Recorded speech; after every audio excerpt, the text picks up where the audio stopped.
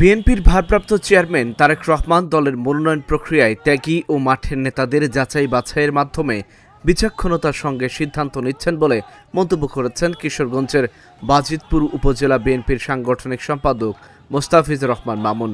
শনিবার বিকেলে বাজিতপুর ও নিকলী উপজেলায় বিএনপি ঘোষিত ৩১ দফা প্রচার উপলক্ষে আয়োজিত মোটরসাইকেল শোভাযাত্রা ও লিফলেট বিতরণ শেষে তিনি একথা বলেন।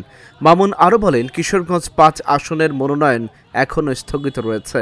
গত ১৬ বছরের যুগপৎ আন্দোলনে শরিক দলগুলোর ত্যাগ তিতিক্ষা মূল্যায়ন করেই তারেক রহমান চূড়ান্ত সিদ্ধান্ত নেবেন। তার সিদ্ধান্তের বাইরে যাওয়ার কোনো সুযোগ নেই। এর আগে বাজিতপুরের বিভিন্ন সড়কে বিএনপি নেতাকর্মীদের মোটরসাইকেল শোভাযাত্রা ঘিরে ছিল উৎসবমুখর পরিবেশ। লিফলেট হাতে মাঠে নামেন উপজেলা ও ইউনিয়ন পর্যায়ের শত শত নেতাকর্মী। বিএনপির কেন্দ্রীয় ৩১ দফা দাবি ও গণতন্ত্র পুনরুদ্ধারের বার্তা পৌঁছে দিতে তারা ঘুরে বেড়ান শহর ও গ্রামীণ জনপদে। আমরা মনোনয়ন প্রত্যাশী, সেটা সঠিক। তারপরেও আমাদের দলের যে কর্মসূচি, আমাদের তারেক রহমান ঘোষিত ৩১ দফা বাস্তবায়নের লক্ষ্যে আমরা জনগণের গড়দুয়ারে যাচ্ছি, জনগণের পাশে যাচ্ছি এবং ৩১ দফার বাস্তবায়নের যে এই শর্তগুলো আছে, যে সংস্কারের যেই তত্ত্বগুলো দেওয়া আছে, এগুলো জনগণের সামনে তুলে ধরার জন্যই আমরা কাজ করে যাচ্ছি।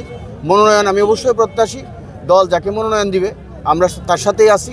আমাকে যদি দেয়, আমি সকলকে নিয়েই এই বাজিতপুর নিকলীতে সকলকে নিয়ে কাজ করতে চাই এবং সকলের সহযোগিতায় আমরা এই বাজিতপুর নিকলী যে বিএনপির আসন, বিএনপির ঘাঁটি, সেটা আবার নতুন করে প্রমাণ করতে চাই ইনশাআল্লাহ।